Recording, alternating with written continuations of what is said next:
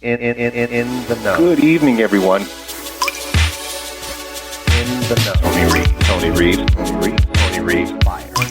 Following the news in any way, shape, or form. No shortage of things to talk about. What does it mean? What will it bring? This is a reality we simply have to accept. Tony Reed.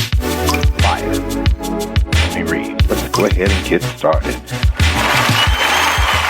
Hey, everyone. Hey. Woo. Thank you, everyone, for tuning in to another edition of In the Know. I am your host, Tony Reeves, and let's get cracking. I want to go to part two of my second portion of recognizing when you're in rarefied air, the difference between graduate school and law school. Now, I'll tell you, I had the opportunity to get a master's degree, and I went to the College of Public Health at the University of South Florida. And then I ended up going to law school at Florida State University. But I can tell you that my appreciation of where I was at was very different under different both analysis in both areas. And what do I mean by that? Well, when I was in graduate school, I literally was an island unto myself. The College of Public Health had a variety of different programs going on: healthcare administration, epidemiology, biostatistics, industrial hygiene. It was like a bunch of them. So there were certain classes that we had to take together, but for the most part, we were all kind of on our own.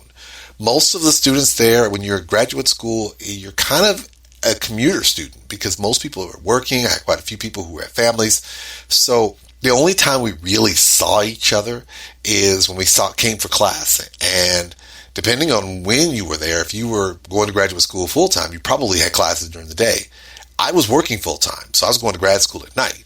So for the most part, I came in that night, go to class for a couple hours, and then I'll go home. I didn't make any friends or any relationships in the 2 years I was in graduate school. And you say to yourself, you did? Yes. In the 2 years that I was there, I made no friends. I hung out with one guy, I remember one time, but then we just didn't communicate at all. Once he graduated and I graduated, I made no lasting relationships. Law school was very different. And you say, well, what do you mean by very different? Well, one, I went back to law school. I made a commitment to myself that I was not going to be a part-time student anymore. I had friends of mine. I knew people who went to law school part-time. I said I didn't want to go through that experience. If I was going to go to school, I wanted to go as a student so I could appreciate that experience. So I went back to law school. I got out of the military. And when I went to law school, I went as a full-time law student. And I will tell you, it was a very different experience for me. The one thing I found powerful about being in law school in terms of being around people was that we were all similarly situated. The first year, the school actually plans your schedule for you in terms of they dictate what classes you're going to take. They dictate, what legal writing classes you're going to take. For the most part, you're with the same group of people for the very first year. Now, mind you, for me, it was only a few students of color that I used to hang around with. So even though we were in different sections, because they had us broken down into two sections, we all came together and we studied as a group when it came. Because here was the fascinating part about the sections. The sections crossed. And you're thinking, what do you mean by the sections crossed? It was weird because what happened was they would take the students and so one section of us, half of us would be in this one particular class and the other half would be in the other. And then they would just basically flip it. And so you'd have students from different sections in different one of the classes. So in essence, we all would at one point in time had to have the same class together. And so it made for a unique experience because we all had shared experiences. We all knew what the other was going through.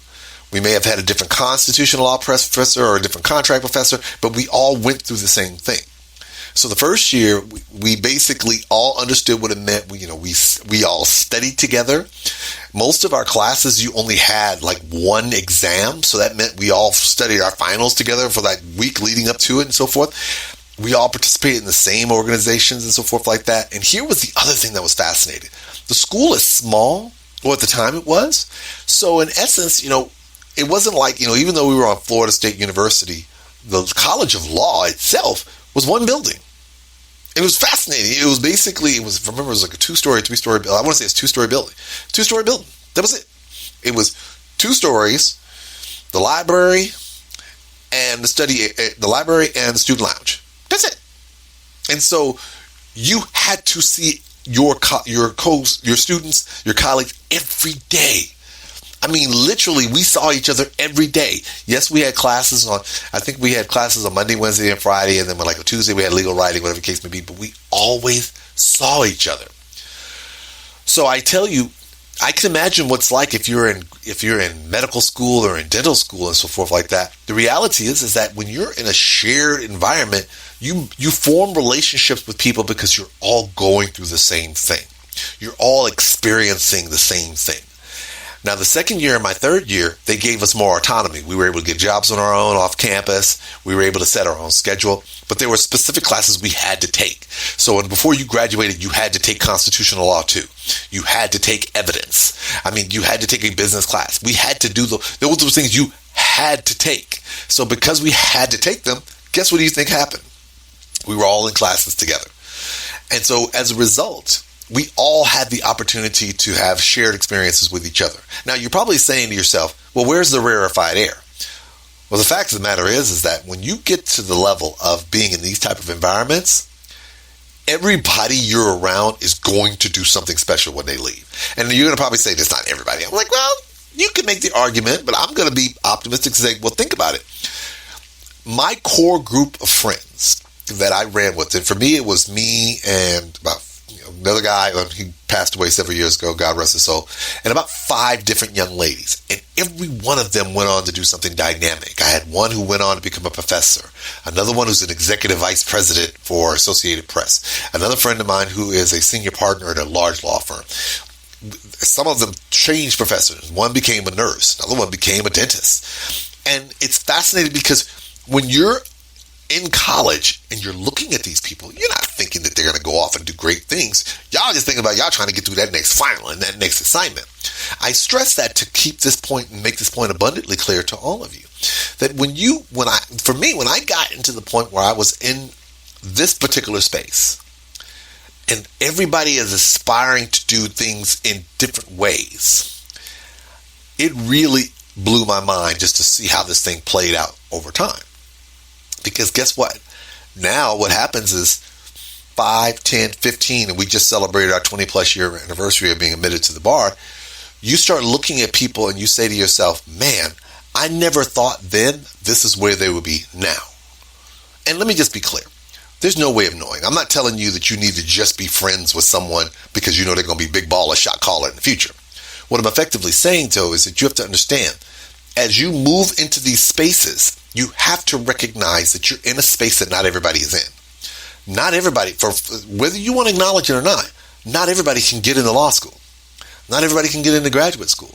Not everybody can get into medical school, dental school, whatever postgraduate school you want to get into.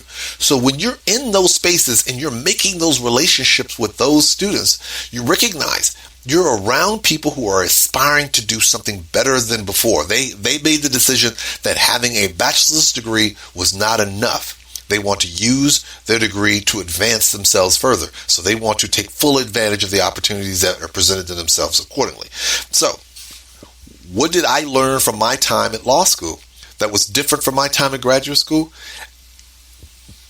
I appreciated the fact that I was able to fully engage in active relationships with people who were similarly situated with me, and that I kept those relationships going forward, because as they went and they grew professionally, and as I grew professionally, I had the opportunity to fully enjoy the fact that they were moving in spaces that I hadn't.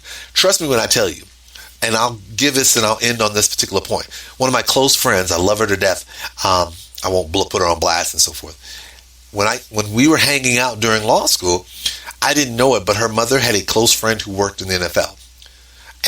And so as a result, her mom used to always ask, does she want to go to these events that her friend would get her tickets for? Well, guess what? That year when we were in law school, she was like, hey, Tony, I'm going to go to this event. You want to go? Sure. I didn't know what it was, but I'm like, NFL? Why not? It can't be that bad. Well, it turned out to be the NFL Commissioner's Ball.